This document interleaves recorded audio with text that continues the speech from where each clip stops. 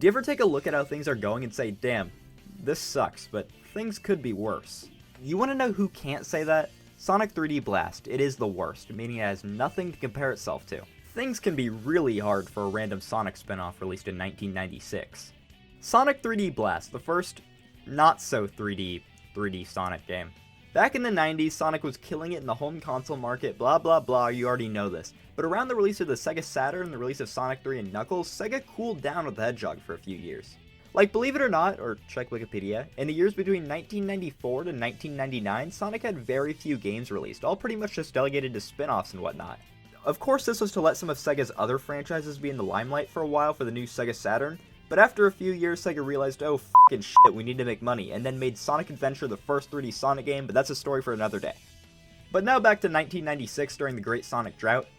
I'm not saying that again. Sonic Team, the game studio responsible for developing most Sonic games, didn't need to tell you that, the name explains itself. Sonic Team started developing more things than just Sonic, like Nights into Dreams and Burning Rangers, but this came at a cost. The Sega Saturn was selling like hot ass without a Sonic game on the shelf. Wait, I actually think hot ass would probably sell well. The Sega Saturn was not selling as much as they wanted to, is what I'm saying. By not as much as they wanted to, I mean it was the worst selling console that generation by far. This was very difficult for Sega at the time, as their competitors were breaking out into 3D games based off of their franchises, and Sega had no such 3D Sonic game to sell. Like you had Mario 64, a groundbreaking 3D platformer still influencing how games are designed now, or you had Crash Bandicoot showing another way you could make a 3D platformer, making it more of an obstacle course rather than a collectathon. Oh, and you also had Bubsy 3D. Anyway, what I'm saying is, Sega didn't have a 3D Sonic game to sell, but they had one coming out soon, being Sonic Extreme. Yes, that's Extreme with an X. Really shows how extreme this game was going to be. So extreme, in fact, that they were hell-bent on releasing the game before Christmas that many Sega employees, including the game's director, suffered major health injuries due to staying up for dozens of sleepless nights trying to get this game out on time. It was cancelled. Damn. You have to feel bad for these guys. Like, imagine pouring literal blood, sweat, and tears into a game just to have to cancel it last minute because the company you work for sucks. I feel you guys. One time I was working really hard on the school presentation, and it got canceled last minute because of snow days. I was really proud of that thing. I feel you guys. Why am I getting emails telling me to kill myself that my stupid high school drama is not comparable to employee crunch time? Like, you guys wouldn't understand. Honestly though, I'm glad this game got canceled. The game looked like hot ass. Oh wait, no, that'd probably be a good thing. Oh, not this again! The game looked like it would have fucking sucked. It had a weird fisheye lens making the game look, stupid.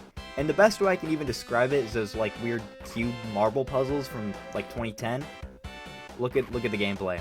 Tell me I'm wrong. Also around this time, and at the time pretty small company known as Traveler's Tales had recently released a Toy Story game for the SNES and Sega Genesis, and Sega was very impressed by the sort of 3D graphics they had in this game, and they had them work on a 3D Sonic spin-off for the Sega Genesis. This was going to be a huge ending for the Sega Genesis, truly showing how far it had gone, going from this to sort of not really 3D graphics.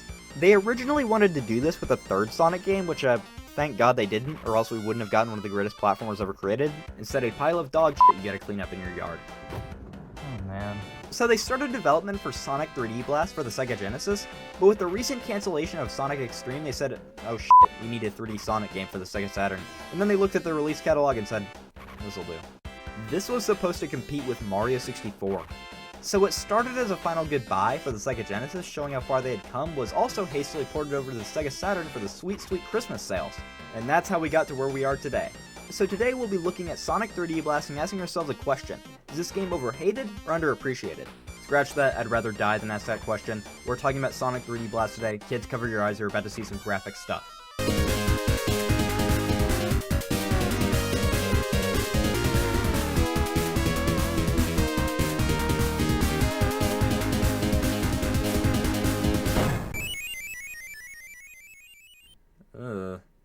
This opening movie is impressive, but it also makes me fall in my seat. What is this?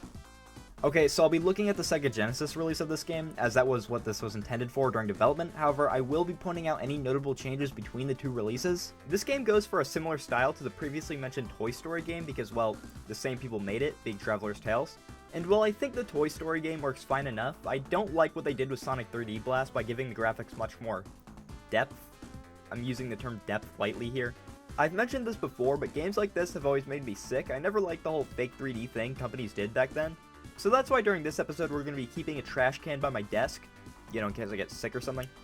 Or we gotta add one more thing though. But looking past this game's fancy movements, the game itself is no more 3D in its movements than a game like the original Legend of Zelda. It's all smoke and mirrors, hence why nobody counts this as an actual 3D Sonic game besides in the name. This is false advertising. Take the 3D out of the name. There, now we got Sonic Blast. Fuck, go back. We'll talk about the whole Sonic Game Gear mess in another episode. I just personally don't like how this game looks. It kind of makes me sick, especially when I played the game in one sitting, but that was because of my own stupidity. Don't be like me, kids. They look much nicer and they look like actual environments instead of the zombified corpses of environments from the Genesis version. The environments actually work as a weird juxtaposition between the graphics of Sonic and all the other sprites because they just look off here. The game just feels like an excuse to show how fancy they can make things look without actually thinking of how it would play, because that's what they did. Do you want to know what games actually do succeed with using 3D graphics on a console that can't handle them? The Donkey Kong Country trilogy for the SNES. Rare could have just as easily made a sloppy collectathon with Donkey Kong using their fancy technology, but instead decided to use their fancy technology only for the graphics, and we got the beautiful looking trilogy of Donkey Kong Country games. Sega on the other hand doesn't understand style over substance. I also think the way Sonic moves in this game is very weird. You only have 8 directions of movement, which makes his movement extremely restricted, but it also makes him look really weird when he's running around. Like, how did we go from this to this? Did they break his legs and he's in recovery? But I've been bitching about this game's graphics for way too long. It's the gameplay that really matters, so let's talk about the gameplay. In a minute, I gotta throw up. The game follows the same general structure as the mainline Sonic games on the Sega Genesis, having 2 acts dedicated to doing the game and a 3rd act dedicated to the boss. But what does doing the game mean for Sonic 3D Blast? Well, instead of having long speed and platforming levels dedicated to Sonic's smooth and gravity-focused controls, Sonic 3D Blast takes a more, let's say, simple approach to its gameplay, by only having flat surfaces with some enemies scattered about. Now, I completely understand this. Of course you can't have super in-depth levels while being still on the Sega Genesis, and it looks like this, but you're telling me you couldn't have done a little bit more than this? The game obviously gets a little more in depth with its layouts as it progresses, but not enough to feel distinct. As I progressed through the game, I was more focused on how the level changes environments rather than the actual gameplay change, and that's because there's pretty much no gameplay change as you go through the game. Each level may have a new gimmick or increase in difficulty, but in terms of gameplay, it doesn't really change much. I honestly kind of feel like once you've experienced the first 2 or so zones in the game, you've kind of experienced all this game has to offer gameplay-wise, and even with the new stuff, are you really missing that much by not playing Gene Gadget Zone? But what do you do in these levels, you may ask? And I answer, you stumble around for a few minutes until you accidentally do something that allows you to progress. Also Robotnik. That's an exaggeration, of course. What you're supposed to do is collect enough flickies from badniks by killing them, and then put these flickies that you've collected through these ring hoop things. I tried explaining that to my school counselor. I got moved into different classes. Now this may sound easy and simple enough, but it's really not. The game can be extremely strict with how it places enemies around, and with how many it does, so sometimes there will only be just enough badniks in the level to progress. In each level there's about 2 to 3 hoops you gotta go through to progress, getting harder the more you do, you know, game design. The issue with this though is that the game can be wildly inconsistent with how much you gotta do, and where the enemies are placed, and where you gotta go, meaning it gets annoying. Very annoying. And sometimes badniks will be placed in really annoying spots, and I'm like, how am I supposed to get there? I don't know if that's like a me problem, like maybe I'm dumb, but it pissed me off. And for the 3rd act of each zone, you gotta do a boss fight, which are actually pretty well designed in my opinion. One issue, however, I think the developers forgot what the hell depth perception was. You see, most games are designed in a way where you can easily tell what's part of the background and what's a part of the foreground, but here it's not that simple. It can be a pain in the ass to know where to jump on a boss in this game because of where the camera is in relation to Sonic and how Sonic moves. Meaning more often than not you'll be like an inch off and you won't be able to reposition yourself in a better position, meaning you'll get hit and it's not really your fault. You may say, well Coil, maybe you just suck at the game. Yeah, I feel like I got my eyes pressed with a branding iron when I play this game, but I implore you, play this game for yourself and try and hit a boss without any issues. But this problem isn't just in relation to the bosses, but the entire game. You see, the whole game being solely focused on killing enemies to free flickies seems easy enough, but it doesn't f***ing work. Way more often than in any game I've ever played will I miss a simple jump by just an inch because of Sonic's limited movement here. So then you'll get hit and all your rings will go flying everywhere, but that isn't your only worry, as also the flickies you've collected will also go flying out. But it isn't just that, they'll also scatter away and actively run around in quick circles, making it a pain in the ass to collect them all when you get hit. I can't tell you how many times I had like 4 flickies on me and found an enemy to kill so I can get another flicky, only for me to be off by a fraction of an inch, and everything will go flying everywhere, so I have to spend like a minute fetching my flickies. Like, I'm literally rescuing you guys. The least you guys could do is not run away from me when I get hit. You guys might as well stay in these little robots, you tiny little rodents. I'm wasting my time helping you guys. There we go. I will say though, for as much shit I can and will continue to give this game, it's not all that bad. After a while, you do get adjusted to the controls, making it easier to be in control even if you still sometimes get fucked over. And once you've done that, you can appreciate what this game does have, like nice looking environments and even some fun gameplay ideas. This game even has its own special stages to collect Chaos Emeralds in, which is very ambitious for it's supposed to be just a simple spin-off game. In each level of the game, you can either find Tails or Knuckles, who might I add, look soulless, and it makes you want to take them out of their misery of being in this game, but if you give them enough rings, you get to play a special stage and collect a Chaos Emerald. And once you're inside of the special stage, it's...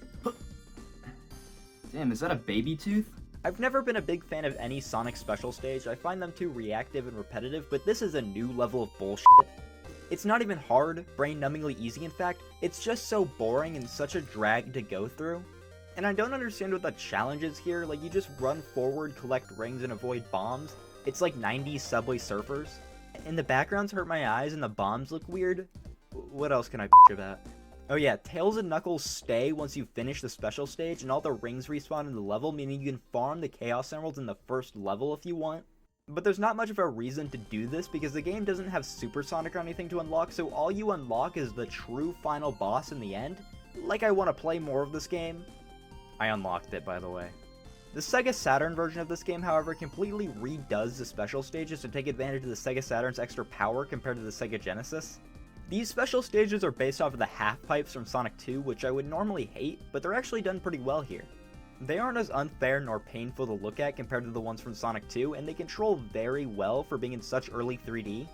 Because unlike the game of Sonic 3D Blast on the Sega Saturn, the special stages in Sonic 3D Blast on the Sega Saturn are actually 3D.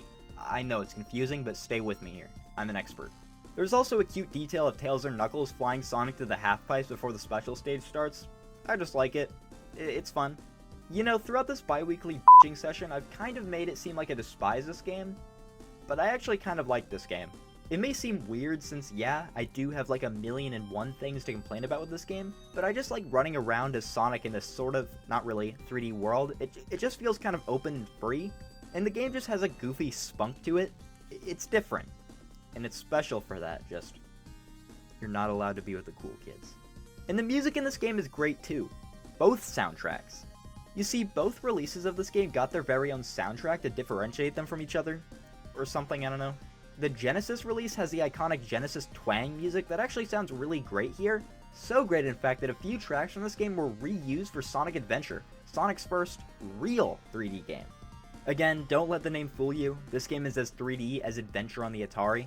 Although maybe Adventure on the Atari is a 3D game. Sometimes all it takes is a different point of view. Nope. But the other soundtrack, and in my opinion the superior one, is the Saturn one. It's good. Like, really good. It takes advantage of the fact that it's on a CD, so it can actually store audio files, and it has some sick-ass music. It honestly kind of bothers me that we didn't get a true traditional 3D Sonic game on the Sega Saturn, because I would love to have had more music like this. But even with the praise I've given this game, it's still not great, and it's pretty clear that even people on the development team thought this. So much so that the lead programmer of this game, John Burton, released an upgraded version of this game in 2017 called Sonic 3D Blast Director's Cut as a mod for the PC release. The mod doesn't add anything super substantial, but it adds a bunch of little things which really help bring the game up. The mod adds things like a world map to select different levels, Supersonic, some camera improvements, and general quality of life things to make the game a little better. He even made Sonic a little faster. You gotta appreciate that. The mod doesn't make Sonic 3D Blast a good game or anything, but it just makes the game a little better, which I do like. And being able to unlock Supersonic from the very first level is really funny because then you can just clear the game in like 30 minutes. But yeah, that was Sonic 3D Blast. It's not particularly great, not even good, but it's a charming mess. Like, a game that claims to be 3D in the title while not being 3D in the slightest is pretty funny, and when being played on a Genesis is actually really impressive graphics and hardware-wise. While being played on a modern-day computer, however, not so much. But I don't think I'll really play this game again after this. Sorry.